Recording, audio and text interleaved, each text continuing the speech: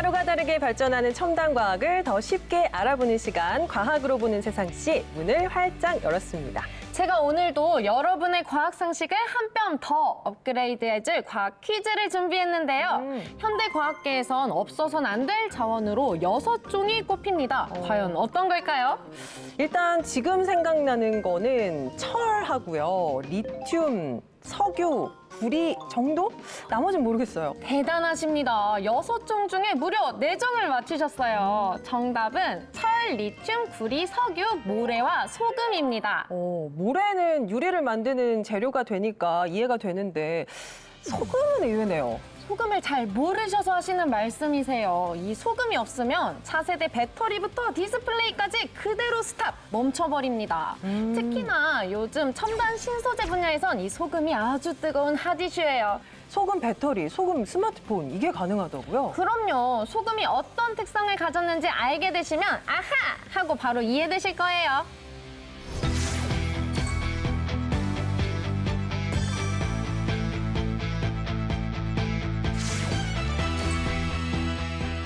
소금을 구성하는 소듐 원소는 리튬 대비 지구상에 1000배 이상 존재하고 있습니다. 그래서 가격도 10분의 1 이상 저렴하다는 장점이 있습니다. 에너지 저장 기술, 친환경 소재 개발, 그리고 유연 전자 소재와 같은 첨단 기술에서 소금의 응용 가능성은 무궁무진합니다.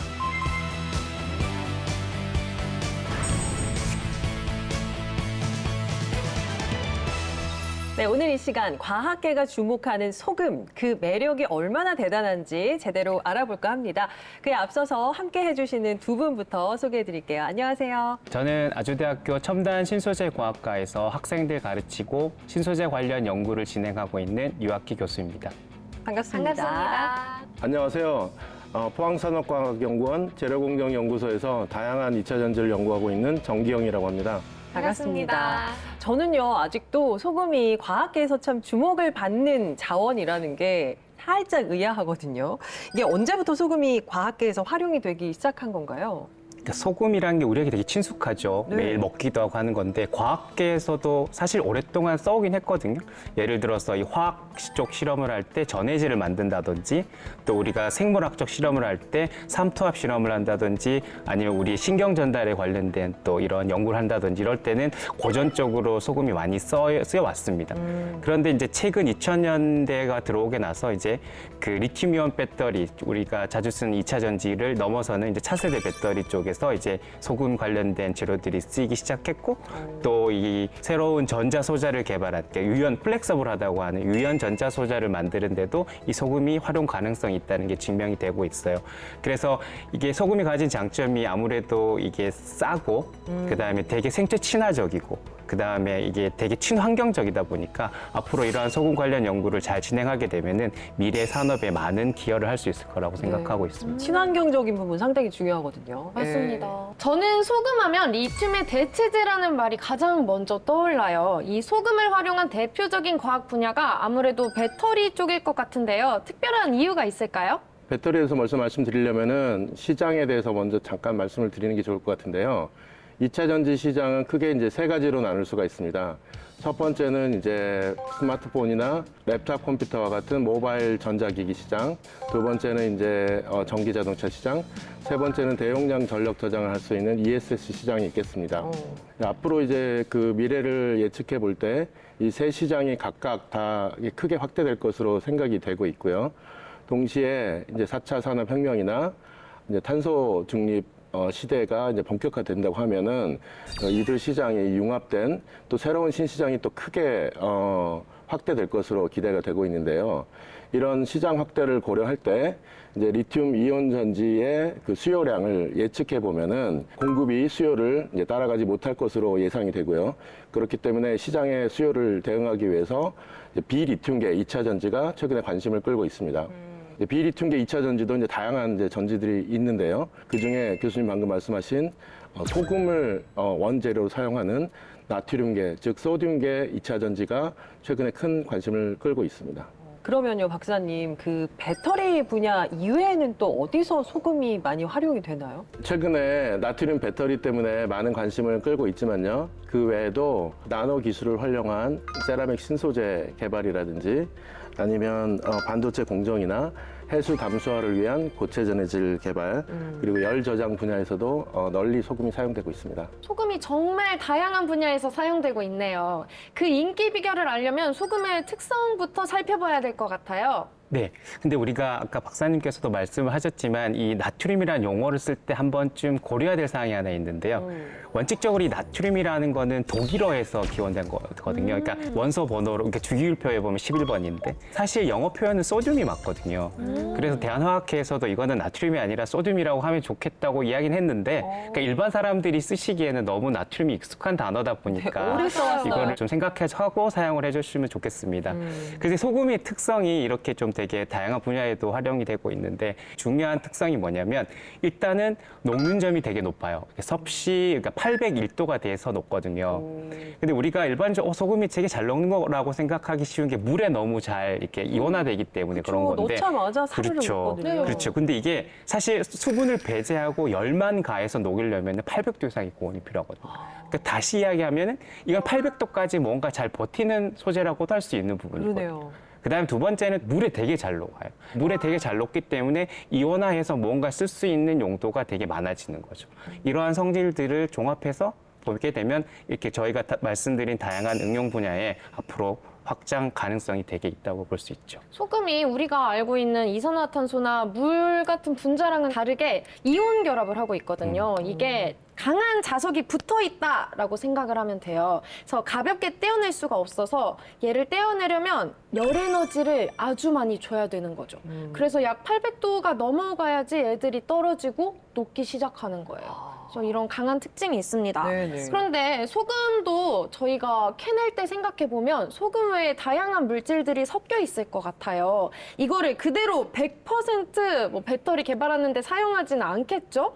필요한 성분들만 뽑아내야 할 것 같은데 맞나요? 네, 그렇죠. 일단 우리가 소금이 가장 많이 캘 수 있는 곳을 일단 바다라고 생각할 수 있는데 거기에는 소금뿐만 아니라 NaCl 말고 다양한 염들도 있고 또 중금속들도 포함되어 있을 수 있고 그러니까 일단은 물을 정제한 후에는 다시 이거를 추가적인 정제 작용을 거쳐야 돼요.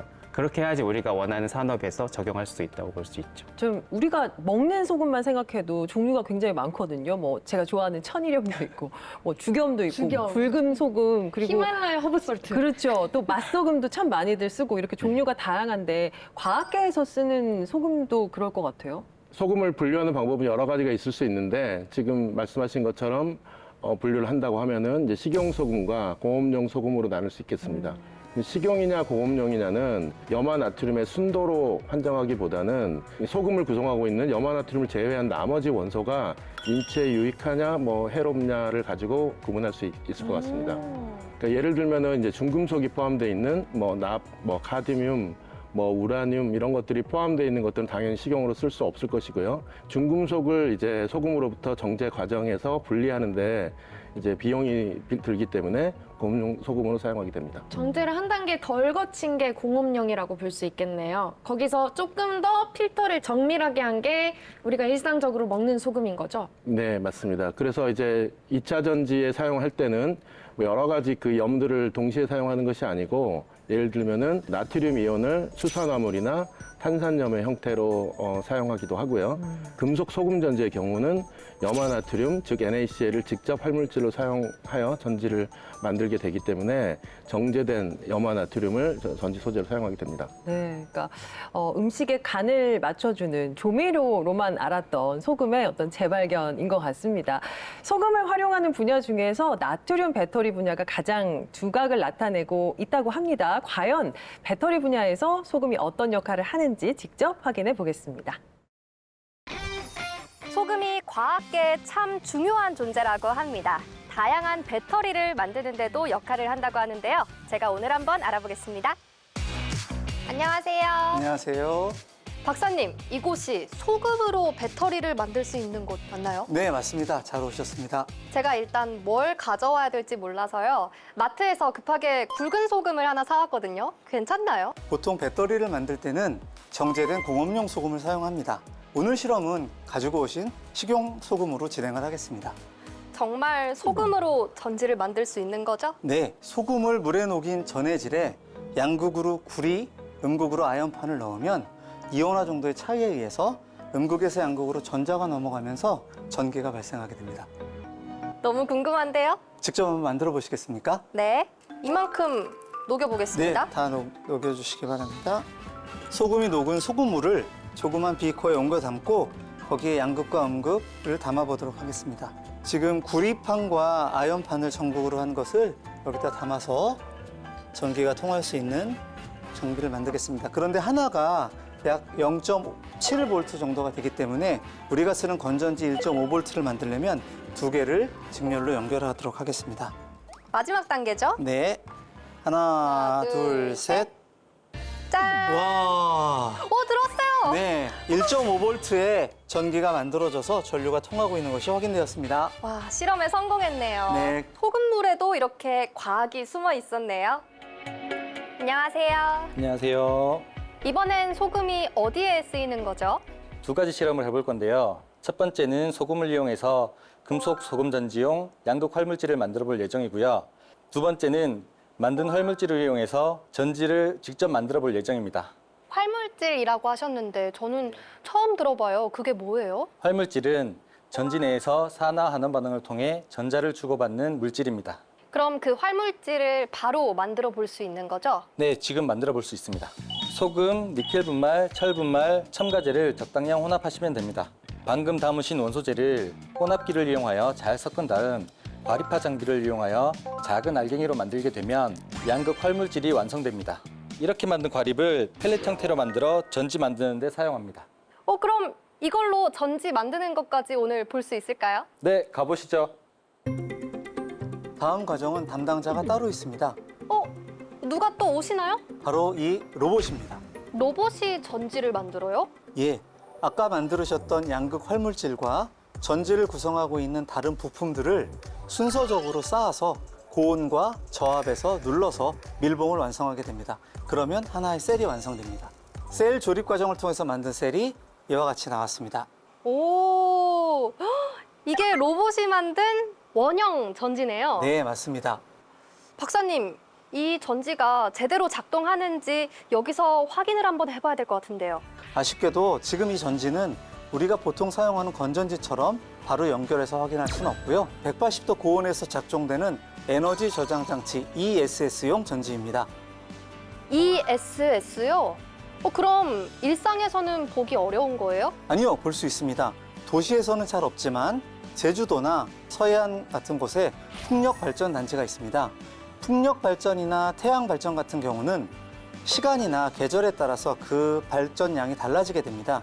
그러면 그 발전된 전기를 에너지 저장 장치에 모아두었다가 나중에 우리가 필요할 때 뽑아서 쓰는 개념입니다. 그런데 박사님, 풍력 발전기는 정말 거대하잖아요. 그렇게 큰 장치에 이 전지가 대용량 에너지를 감당할 수 있을지요? 이 단전지를 10단 또는 20단을 쌓으면 스택셀이 되고요.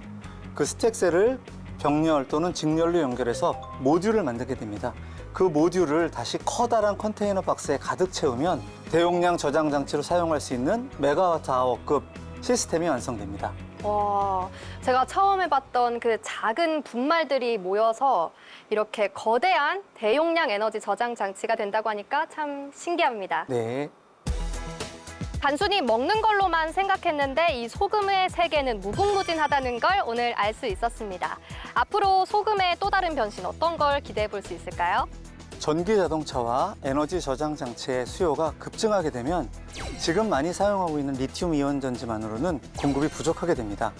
우리 주변에서 쉽게 구할 수 있고 값이 싼 소금을 활용한 2차 전지를 개발해서 앞으로 대용량 에너지 저장 장치에 활용을 하기 위한 상용화 연구를 계속 추진하겠습니다. 네, 과학 발전의 조미료 소금. 소금이 과학에서 어떤 빛의 역할을 할지 저도 관심을 갖고 지켜보겠습니다. 소금을 활용한 배터리로 전자온도계의 전원이 짜잔 하고 켜졌네요. 소금의 힘 정말 대단합니다. 그러니까요. 오늘 소금이 달리 보이고 있습니다. 네. 그 정기영 박사님도 소금을 활용한 배터리 분야에서 정말 다양한 연구하고 계시다고 들었거든요. 지금은 어떤 연구하고 계신 거예요? 네, 지금 소듐 이온 전지하고 니켈 또는 금속 소금 전지 연구를 동시에 다 진행을 하고 있는데요. 금속 소금 전지는 금속 분말과 소금 분말을 혼합해서 직접 양극 활물질로 사용하는 전지가 되겠습니다. 1980년대에 개발이 돼서 승용차나 전기 버스의 유럽에서는 많이 오랫동안 사용이 됐던 전지인데요. 최근에 리튬 이온 전지가 전기 자동차용 전지로서 개발되면서 자리를 내주고 현재는 그 전지의 높은 안전성과 15년 이상의 장수명의 장점을 가지고 프리미엄 ES 시장에서 많이 사용되고 있습니다. 저는 그 현재 이 전지에 대해서 가격 경쟁력을 더욱 높이기 위해서 전지 설계를 극단적으로 단순화하고 셀 제조 공정도 극단적으로 단순화해서 가격 경쟁력을 극대화하는 그런 연구를 진행하고 있습니다. 이 소금 배터리에 대해서 궁금증이 계속 생기는데요. 현재 우리가 알고 있는 배터리나 리튬이온 배터리와 비교를 했을 때 소금 배터리가 가지는 장점이 어떤 게 있을까요? 지금 소금을 활용한 배터리라고 하면 소듐 이온 전지하고 금속 소금 전지가 있을 수 있겠습니다. 그 둘 다 매장량이 풍부한 소금을 원재료로 사용하기 때문에 가격 경쟁력이 아주 우수하다고 볼 수 있고요. 향후에 2차 전지 수요량을 고려할 때 소금을 이용한 전지가 추후에 크게 필요할 것으로 생각됩니다. 다만 이제 에너지 밀도가 낮다는 단점이 있습니다.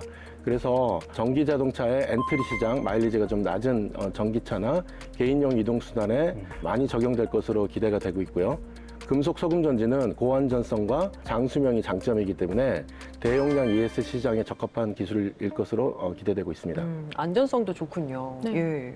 네, 제가 주기율표를 배웠을 때 생각해 보자면 이 소듐 이온과 리튬 이온이 같은 일족에 위치하고 있죠. 그런데 서로 다른 줄에 있어요. 이게 무슨 말이냐면 리튬 이온보다 나트륨 이온이 훨씬 크다라는 이야기인데요. 크기가 커지면 무게도 무거워지고 속도도 느려지고 결국 반응하는 정도, 반응성도 낮아질 거예요. 그럼 결국 전압도 좀 낮게 걸리고 에너지 밀도 자체도 낮아질 것 같은데 여기에 대해서 어떻게 보완이 되고 있나요? 그러니까 기본적인 화학 성질은 비슷해요. 되게 물과 반응을 잘하고 전자를 하나 잘 잃어버리려고 하고 비슷한데 가장 큰 이슈는 말씀하신 것처럼 크기 문제, 그다음에 질량 문제가 있어요. 크기가 리튬이 보통 우리가 되게 나노미터보다 작다고 하거든요. 근데 소듐은 그것보다 20-30% 더 크단 말이에요. 그다음 무게는 거의 11배 가까이 더 무거우니까 이거를 차량에 달기에는 약간 좀 에너지 연비 쪽으로 안 좋죠. 네. 그죠? 그다음에 궁극적으로 이게 2차 전지라는 게 리튬 이온이나 혹은 소듐 이온이 양극을 왔다 갔다 할 수 있는 재료랑 전해질 통로가 모두 중요하거든요. 그런데 이게 크다 보니까 거기에 맞는 그런 소재를 찾는 일도 되게 중요한 것 같아요. 그래서 아직까지 효율적인 작동 전압이 안 나오는 문제도 있고 그 부분에 대해서는 앞으로 지속적으로 좀 개선이 돼야 되지 않나 이렇게 생각하고 있습니다. 제가 이번 편 준비하면서 공부를 정말 많이 했습니다. 이 네모난 태블릿 PC에 있는 디스플레이에도 소금이 팍팍 들어간다고 하는데요. 맞나요? 그러니까 재밌는 사실을 공부하셨는데 원칙적으로 지금 저희가 가지고 있는 태블릿을 만드는 데는 아직 소금이 굳이 필요하지는 않고요. 다만 이제 앞으로 디스플레이가 이렇게 평평한 게 아니라 우리가 입을 수 있고 또 몸에 붙일 수 있고 이러한 정말 유연한 이런 디스플레이들이 나오게 될 텐데 그때는 이제 소금이 유용하게 쓰일 수 있을 것이라고 저희가 보고 있고 앞으로가 더 중요한 거네요. 그렇죠. 간단히 말씀을 드리게 되면 이게 유리 말고 플라스틱에다가 하는 게 가장 이상적으로 디스플레이를 만드는 건데 그게 이 플라스틱이 그 위에 디스플레이를 만들다 보면은 다양한 뭔가 작동시킬 수 있는 장치들이 올라가야 되는데 일반적으로 그게 작동이 정상적으로 되려면 온도가 조금 높아야 돼요. 보통 300도 이상. 근데 우리가 페트병 생각해 보면 이거 300도 일단 가는 순간 녹죠. 쓸 수가 없어요. 근데 300도가 필요한데 바로 플라스틱이라든지 이 옷감 같은 데다가 디스플레이를 만들 수는 좀 어려울 거예요. 물론 그게 가능한 쪽으로도 소재 개발이 있을 수 있겠지만 그래서 저희가 생각한 건 뭐냐면 그러면 소금이 아까 말씀드렸지만 801도에 녹잖아요, 섭씨. 소금을 깔아놓고 그 위에 막 제가 원하는 걸 만든 다음에 마지막에 뭐 플라스틱을 붙이던 섬유를 붙인 다음에 이거를 물에 담그는 거예요. 네네. 물에 담기면 둥 떨어지겠죠. 그러면 네. 이제 그게 유연한 소재가 될 수 있다. 그런 관점으로 저희가 이제 디스플레이라든지 유연 전자 소재를 제작하는 방법을 연구하고 개발하고 있는 거예요. 그러니까 네. 고온 공정에도 잘 견딜 수 있도록 그렇죠. 소금을 네. 활용한다. 마지막에 물에 잘 녹는 것까지 함께 활용하는 거라고 보시면 네, 되겠습니다. 알겠습니다. 그러면 이때 물에 녹여서 제거한 소금들은 다시 재사용이 가능한가요? 아주 좋은 질문이신데요. 그러니까 더 좋은 장점이 되죠. 물에 녹은 소금은 다시 물만 증발시켜서 또 다시 쓰고. 사실 그런데 소금이 그렇게 비싼 재료는 아니니까 굳이 그 굳이? 노력을 할 아. 필요는 없지만 이렇게 이론적으로는 가능합니다. 친환경적인 그렇죠. 성질을 생각하면 그렇죠. 재사용하는 게 또 그렇죠, 환경에 그렇죠. 보탬이 되겠네요. 네네, 네. 맞습니다. 네. 네, 이렇게 소금을 가진 특성을 이용해서 과학계에서 다양한 연구가 이루어지고 있는데요. 특히 우리나라만의 강점이라고 하면 뭘 꼽을 수 있을까요? 우리나라만의 강점이라고 하면 아시다시피 우리나라가 리튬 이온 전지에서 세계 최고 수준의 기술력과 전문 인력을 확보하고 있기 때문에 그 인프라와 전문 인력들의 그 힘을 이용해서 차세대 전지인 소듐 이온 전지나 금속 소금 전지를 개발하는데 단시간 내에 세계 최고 수준에 도달할 수 있을 것으로 기대하고 있습니다. 또한 이제 전지뿐만 아니라 이제 거기서 동시에 같이 개발될 수 있는 고체지 에너지의 경우에는 해수로부터 리튬을 추출하거나 또 소듐을 추출하거나 또는 해수 담수화를 하는데 사용될 수 있는 기술이기 때문에 우리나라가 유리한 고지를 점유할 수 있을 것으로 생각됩니다. 이렇게 소금을 활용한 배터리가 아주 이슈가 되고 있긴 한데 아직 상용화 소식은 못 들었어요. 그러게요. 이유가 있을까요? 그렇지 않습니다. 국내에서는 아직 리튬 이온 전지를 이용한 산업에 집중하고 있기 때문에 아직 국내에서는 상용화가 되지 않았지만 세계적으로는 이미 상용화가 됐습니다.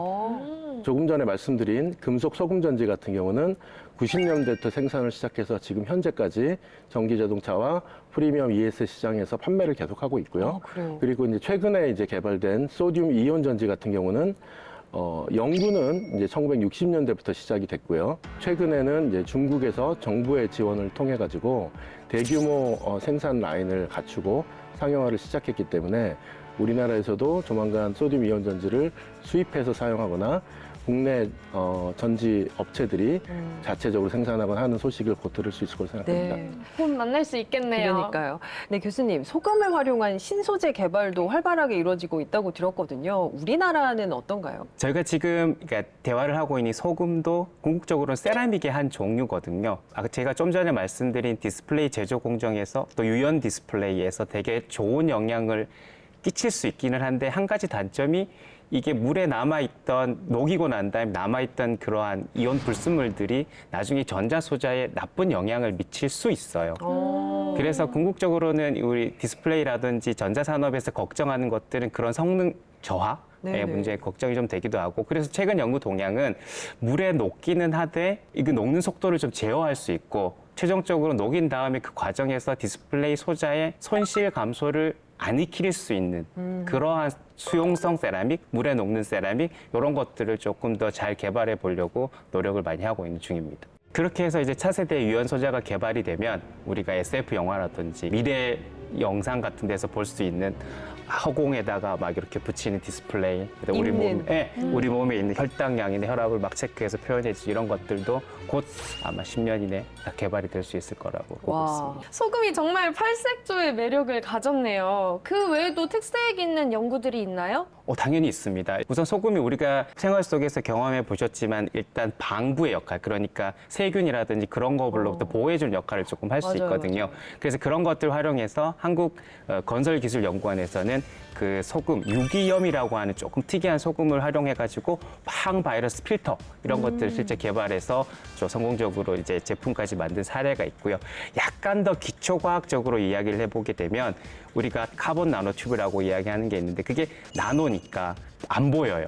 근데 그거가 탄소 나노튜브가 어떻게 정렬이 되어 있는지가 되게 중요하거든요. 우리가 실생활에 응용하기 위해서는. 근데 보이지 않는데 정렬이 된 걸 볼 수 없으니까 좀 이슈가 있었는데 카본 나노튜브를 만들어 놓고 거기에 소금을 이렇게 소금물이죠. 소금물을 뿌리게 된 다음에 전기를 가하게 되면 이 카본 나노튜브가 전기를 조금 흐르거든요.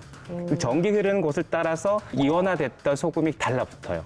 그러면서 결정화되면서 탄소 나노튜브가 자랐던 길을 알려주는 거죠. 신기하죠? 그런 식으로 해서 기초과학에도 다양하게 응용할 수 있는 분야들이 있습니다. 말씀 들어보면 진짜 다양한 분야에서 활용이 되는 것 같은데 그렇다는 거는 경제성이 있다는 거죠? 네, 물론입니다. 소금 안에 있는 소듐 원소는 산소, 실리콘, 알루미늄, 철, 칼슘 그 다음으로 지구상에서 6번째로 많은 원소입니다. 그래서 소금 안에 있는 소듐 원소는 리튬 대비 1000배 이상 지구에 존재하고 있고요. 구하기 쉽기 때문에 가격도 10분의 1, 리튬 대비 10분의 1 이하로 낮은 장점이 있습니다. 그래서 나중에 2차 전지의 그 수요량을 고려할 때 많은 양의 전지가 필요하다고 하면은 가격이 싸고 지구상에 풍부하게 존재하는 소듐을 이용한 2차 전지를 활용한다는 점을 고려할 때 아주 높은 가능성이 있다고 생각할 수 있습니다. 네. 자, 우리가 바다만 떠올려도 소금이 얼마나 풍부한 자원인지 쉽게 이해할 수 있는데요. 이 소금을 각 분야에 활용할 수 있게 정제하는 건 역시 과학의 발전과 큰 연관이 있다고 하네요.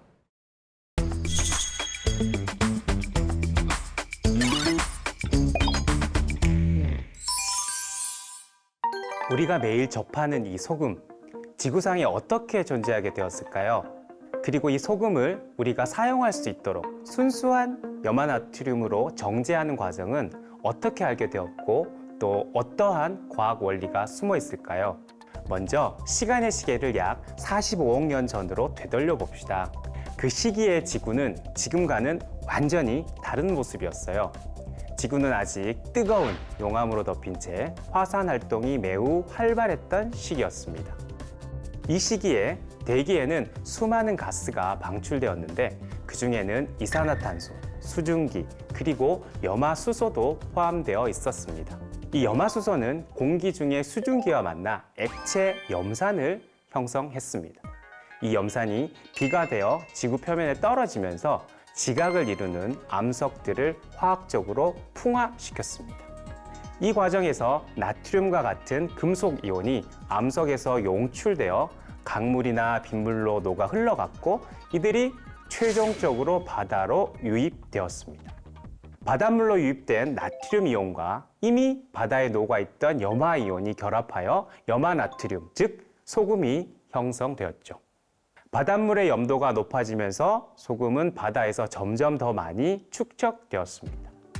이렇게 만들어진 소금은 시간이 지나면서 바다나 소금 호수에서 자연적으로 농축되었고 지각 변동과 기후 변화로 인해 일부 지역에서는 광범위한 소금 광산이 형성되기도 하였답니다. 이제 바닷물, 즉 해수의 구성 성분에 대해 좀 더 알아보겠습니다. 해수의 주요 성분은 다음과 같습니다. 해수의 96.5%를 차지하는 물, 나머지 3.5%는 염화나트륨, 마그네슘, 칼슘, 칼륨, 황산이온 등으로 이루어져 있습니다. 이제 우리가 일상에서 사용하는 순수한 염화나트륨을 얻기 위해 바닷물이나 소금 광산에서 소금을 어떻게 정제하는지 자세히 살펴보겠습니다. 우선 바닷물에서 소금을 추출하는 가장 정통적인 방법은 염전처럼 태양열을 이용한 증발법입니다. 이 과정은 상대적으로 시간이 오래 걸리지만 매우 경제적이라 할 수 있죠. 소금이 충분히 농축되면 바닥에 소금 결정이 형성됩니다. 이 단계에서 얻어진 소금은 주로 염화나트륨이지만 여전히 황산칼슘, 마그네슘 염류, 칼륨 염류 등 다른 미네랄들이 함께 포함되어 있습니다. 따라서 이 소금을 순수한 염화나트륨으로 정제하기 위해서 추가적인 과정이 필요합니다. 얻어진 소금 결정은 물에 녹여 세척함으로써 불순물을 우선 제거합니다. 이때 물의 온도와 농도를 조절하여 염화나트륨이 다시 재결정화될 수 있도록 하는 과정을 거치게 됩니다. 이 재결정화 과정에서는 염화나트륨만을 선택적으로 결정할 수 있는 온도 조건을 만들어서 불순물과 다른 염류를 최대한 제거하게 되는 것이죠. 즉, 온도에 따라서 결정이 되는 염의 종류가 달라진다는 사실을 활용하는 것입니다. 최근에는 이온 교환법이나 역삼투압 같은 첨단 기술을 통해 더 높은 순도의 고순도의 염화나트륨을 얻기도 합니다. 이 과정에서는 나트륨 이온만을 선택적으로 통과시키거나 불순물을 더욱 철저히 제거할 수 있습니다. 이러한 고순도 염화나트륨은 식품 산업은 물론 의약품 제조, 반도체 공정 등에서 중요한 역할을 하게 됩니다. 지구의 생성 과정에서부터 오늘날까지 소금은 우리의 생활과 산업에 없어서는 안 될 중요한 자원으로 자리 잡아왔습니다. 이 소금이 만들어지는 과정은 지구의 오랜 역사와 자연의 힘이 만들어낸 놀라운 결과물이며 이를 순수하게 정제하는 과정은 과학과 기술의 결합으로 이루어진다고 할 수 있습니다. 오늘 이야기를 통해 우리가 평소에 사용하는 소금 한 알에도 이렇게 깊은 과학적 배경과 정교한 기술이 숨어 있다는 사실을 이해하셨길 바랍니다. 저는 보통 소금하면 염전만 떠올렸는데 이렇게 특정 성분만 쏙쏙 뽑아서 정제할 수 있다니 정말 놀랍네요. 그러니까요. 그러면 이번에는 세계로 더 시야를 넓혀볼까 하는데요. 소금을 활용한 어떤 배터리나 신소재 연구를 우리나라만 하는 거는 아닐 것 같고요. 소금의 과학적인 가치를 발견한 나라, 처음 발견한 나라는 어딘가요? 소듐 배터리는 1967년에 그 미국 포드 자동차에 의해서 처음으로 이제 그 상용 수준의 기술이 개발이 됐습니다. 그 후에 그 금속 소금 전지를 비롯해서 다양한 소듐 전지들이 연구가 되었고요. 1980년대와 1990년대에 소듐 배터리는 이미 상용화가 되었습니다. 하지만 1990년대에 에너지 밀도가 높은 리튬 이온 전지가 개발이 되고 상용화되면서 ESS 용도로 활용이 되다가 이제 리튬 이온 전지로 이제 2차 전지 시장의 대부분을 대응하게 되었습니다. 그런데 이제 리튬 이온 전지를 많이 만들다 보니까 리튬 이온을 활용하기 위한 원소재 가격이 다시 이슈가 되었고요. 그래서 2010년 이후에는 다시 소듐 이온을 활용한 이온 전지를 연구하는 경향이 이제 커졌고요. 그것은 이제 전 세계적으로 다 이루어졌기 때문에 특히 2010년 이후에는 우리나라가 전 세계적으로 리튬이온 전지를 가장 잘하고 있는 나라 중에 하나이기 때문에 아주 그 국제적인 경쟁력을 가지고 있습니다.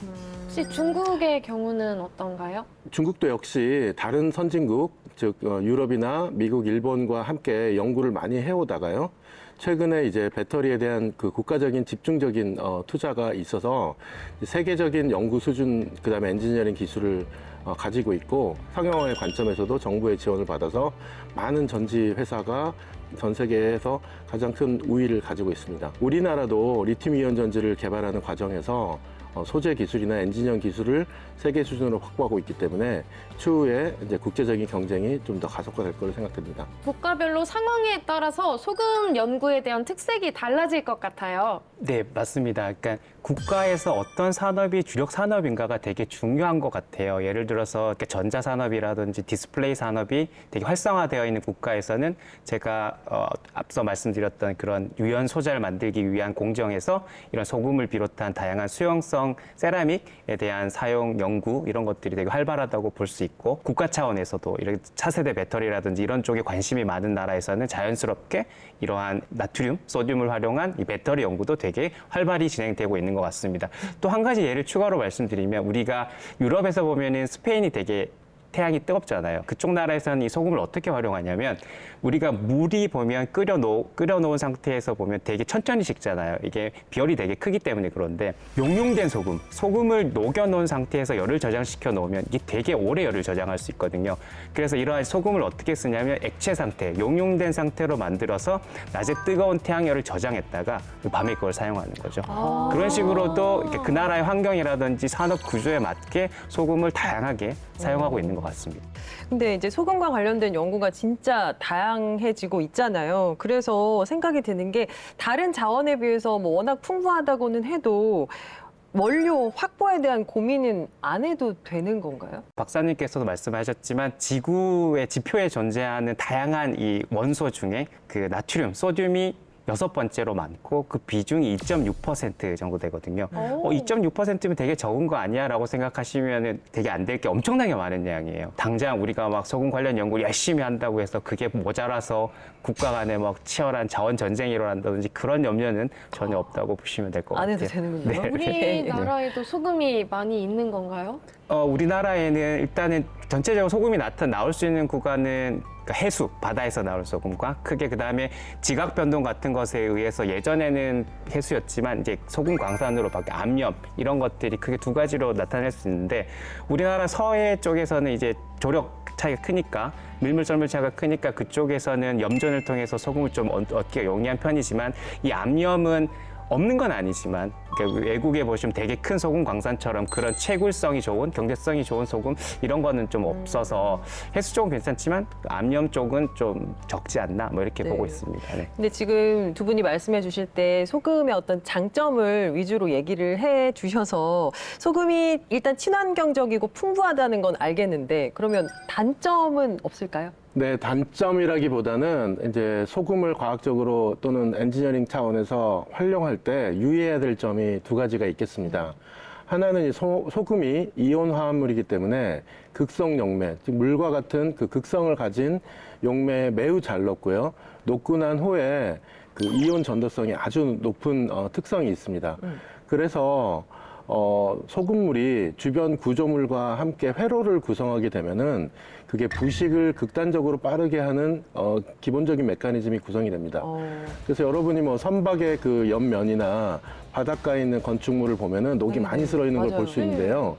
그것은 이제 염분이 비가 오거나 했을 때 소금물이 만들어지고 그 소금물이 회로를 만들게 되면은 부식을 가속화하는 그런 점이 있기 때문에 그런 점을 유의해서 사용을 해야 되는 환경적인 이유가 하나 있고요. 두 번째는 소듐과 리튬이 다 말씀하신 대로 그 알칼리 금속이기 때문에 수분이나 산소에 대해서 반응성이 아주 높고요. 특히 수분과 반응을 할 경우에 발열을 하면서 반응을 하기 때문에 위험할 수도 있습니다. 그래서 실험실에서 소듐 금속이나 리튬 금속을 활용한 어떤 디바이스를 만들 경우는 또는 실험을 할 경우에는 드라이룸이라고 하는 수분 함량을 극단적으로 낮춘 특별한 방이나 글로우 박스라고 해가지고 산소 함량과 수분 함량을 둘 다 극단적으로 낮춘 환경에서 실험을 해야 되는 점이 두 번째 유의해야 될 점입니다. 그러면 이런 소금의 단점을 보완할 수 있는 기술들도 많이 연구가 이루어질 것 같아요. 이 소금이라는 게 수분에 되게 취약한 부분이 있거든요. 그러니까 저희도 이제 이 소금 관련해 소금을 이용해서 유연 전자 소자 실험을 하는 도중에 이 겨울에 실험을 시작했을 때는 이게 크게 문제가 없었어요. 근데 이제 여름에 우리나라는 이제 장마가 되게 심각하잖아요. 습하죠. 습도가 높아질 때 이게 저희가 소금을 되게 얇은 막으로 만들어서 1마이크로미터 그거를 꺼냈더니 대기 중에 수분 때문에 구멍이 이렇게 나기 시작하더라고요. 그래서 저희가 추가적으로 그럼 다른 소재 같은 것들은 없나라는 걸 찾아봤을 때 수용성 세라믹 안에서 산화 몰리브데늄이라는 게 있어요. 화학기호로는 MOO3이라고 적혀져 있는 건데 이게 좋은 게 뭐냐면 녹기는 녹는데 상온에선 잘 안 녹고 물에 넣은 다음에 물을 한 80도 정도에 따뜻하게 데워주면 잘 녹기 시작하거든요. 그러니까 이런 식으로 소금이 되게 좋기는 한데 이러한 뭐 수분에 너무 빨리 녹는다든지 이런 문제점을 개선하기 위해서 좀 대안 재료들을 찾는 연구들도 진행이 되고 있다고 보시면 될 것 같습니다. 네. 자, 과학으로 보는 세상시 오늘은 과학 발전의 조미료 소금에 대해서 이야기 나누고 있는데요. 자, 이제 전망에 대해서도 좀 알아볼까 합니다. 앞으로 과학계에서 소금의 존재감이 지금도 뭐 있지만요. 어디까지 성장할 거라고 예상하세요? 네, 제가 소금을 연구해서 그런지 모르겠지만 저는 이 활용 가능성이 되게 높다고 보거든요. 배터리 쪽 에너지 저장 기술, 그다음에 친환경 소재 기술, 그리고 나아가 유연 전자 소자와 같은 첨단 기술에서도 이 소금의 활용 가능성은 무궁무진하다고 보고 있습니다. 무궁무진하다. 예. 무궁무진하다. 두 분 모두 소금과 관련된 연구를 진행하고 계시잖아요. 특별히 소금을 선택하신 이유가 있을까요? 특별히 소금을 선택했다기보다는요.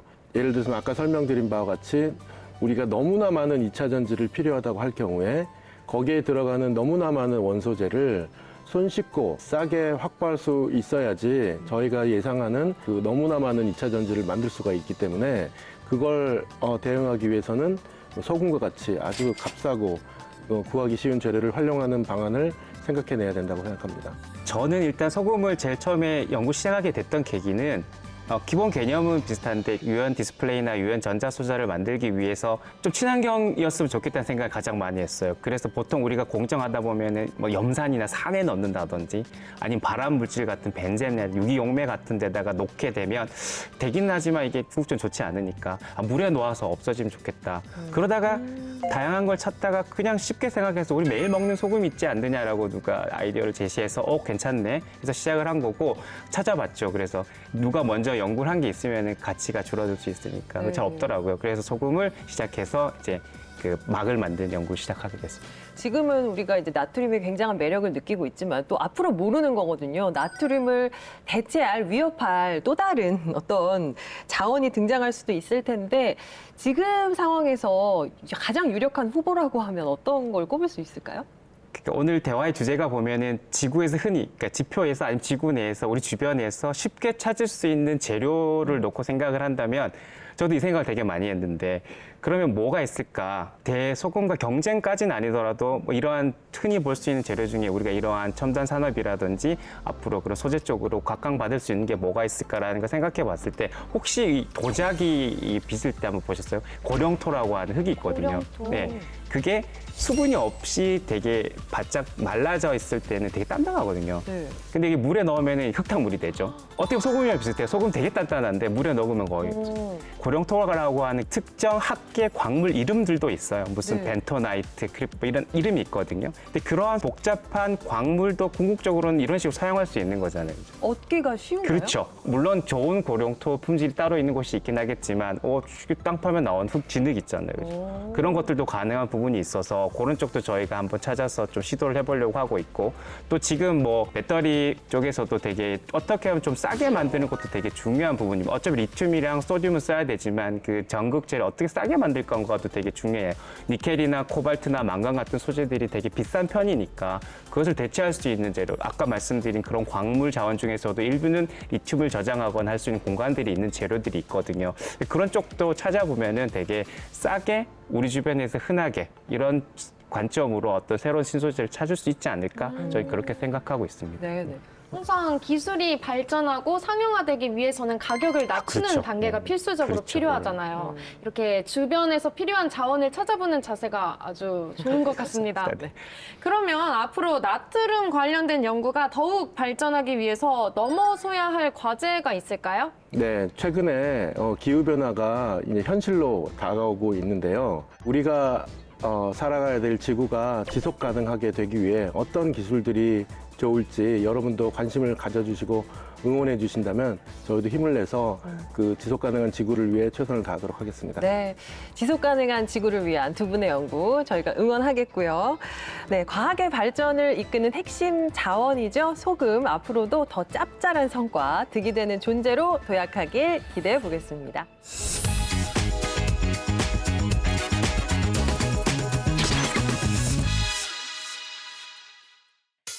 최신 과학 이슈는 여기로 주목. 핫 뜨거 핫 스마트한 과학이 있으다. 과학통신원 강솔빈입니다. 과학계 이슈 함께 살펴볼까요? 첫 번째 소식입니다. 이제는 실내에서도 땅 밀림 현상에 대응할 수 있답니다. 표면이 쏟아지는 산사태와는 달리 산 전체가 밀리는 땅 밀림 현상. 이 땅 밀림 현상은 예측할 수 없을 뿐 아니라 재발의 우려가 큰데요. 이러한 사고를 방지하기 위해 국내 연구진이 땅 밀림 위험성을 조기에 감지하는 시스템을 개발했습니다. 산악지대에 와이어 신축계, 지하 수위계, 구조물 변위계 등 다양한 센서를 설치하고 ICT 기술을 접목한 유무선 통신을 통해 땅 밀림을 사전에 예측할 수 있게 된 건데요. 특히 현장에 꼭 가지 않아도 GPS 등 다양한 센서를 이용해 땅 밀림의 발생 속도와 크기를 예측할 수 있는데 날씨와 상관없이 어떤 산에서도 땅 밀림 가능성을 예측할 수 있는 것이 장점입니다. 사람의 힘으로는 막을 수 없는 자연재해, 과학의 힘으로 예방은 가능할 것 같네요. 두 번째 소식입니다. 태양의 비밀을 풀어줄 특별한 망원경이 곧 발사됩니다. 태양에는 아직 인류가 풀지 못한 의문들이 많은데요. 태양 가장 바깥층에서 확장돼 나오는 빛의 고리 코로나의 온도와 태양풍의 가속이 그 대표적인 예입니다. 이에 한국천문연구원과 미국의 나사가 태양 코로나의 온도와 태양풍의 속도를 측정할 수 있는 태양 망원경을 공동 개발했습니다. 제한적인 관측만 가능했던 기존 망원경과 달리 코로나의 밀도, 온도, 속도를 동시에 측정해 2차원 영상으로 구현할 수 있는 세계 최초의 관측 장비로 7년에 걸쳐 개발된 망원경은 10월 안에 미국에서 발사돼 국제우주정거장에 설치될 예정인데요. 달과 화성을 넘어 심우주 탐사까지 우주강국 대한민국이 되길 기대하겠습니다. 마지막 소식입니다. 멸종위기 야생동물로 지정된 부안종개가 다시 포착됐습니다. 전북 부안 하천에만 사는 우리나라 고유종 물고기 부안종개. 1급수 지역에서만 서식하는 부안종개는 과거에는 쉽게 볼 수 있었지만 1990년대 댐과 저수지가 생기면서 서식지가 급격히 줄어 멸종위기 야생동물로 지정됐는데요. 최근 전북 부안군 백천 상류에서 물살을 헤치며 활동하는 부안종개 10여 마리가 다시 포착된 겁니다. 1급수 하천에만 서식하는 부안종개의 재발견은 하천이 다시 맑아졌다는 신호기도 한데요. 부안종개의 유일한 터전을 잃지 않도록 우리 모두가 관심과 노력을 기울여야겠습니다. 오늘 제가 준비한 소식은 여기까지입니다. 다음 시간에도 놓치기 아쉬운 과학계 소식 쏙쏙 모아서 가져올게요. 과학 모두 이쓰다. 과학 발전의 조미료, 소금이라는 주제로 다양한 이야기 나눠봤습니다. 소금이 우리 식탁뿐만 아니라 과학계에서도 단단한 존재감을 갖고 있다는 거 오늘 알았습니다. 저도요. 소금이 과학계에서 활용되는 건 알았는데 전기차, 스마트폰, 웨어러블 기기의 필수적 요소인 건 처음 알았습니다. 그러니까요. 이 소금이 우리에게 어떤 모습으로 나타날지 정말 기대됩니다. 자, 두 분 어떠셨어요, 이 교수님? 네, 오늘 우선 제가 그동안 연구했던 이 소금에 대해서 함께 이야기하고 소금의 다양한 활용 분야에 대해서 알려드릴 수 있어서 되게 뜻깊었고요. 이 기회를 통해서 앞으로 소금 관련 연구를 더 열심히 해야 되겠다는 다짐을 하는 계기가 됐습니다. 고맙습니다. 감사합니다. 예, 박사님은요? 저도 오늘 소금에 대해서 많이 배울 수 있는 좋은 시간이었던 것 같습니다. 그리고 저희가 연구하고 있는 새로운 ESS형 금속 소금 전지를 소개해드릴 수 있어서 그것도 좋은 시간이었던 것 같습니다. 너무 감사합니다. 네, 두 분 덕분에 소금의 새로운 면모를 봤습니다. 고맙습니다. 감사합니다. 네, 과학으로 보는 세상시 저희는 다음 시간에 더 유익한 과학 이야기 들고 찾아오겠습니다. 과학이 보인다. 과학이 즐거워진다. 스치기만 해도 당신은 과학 전문가. 과학으로 보는 세상 씨.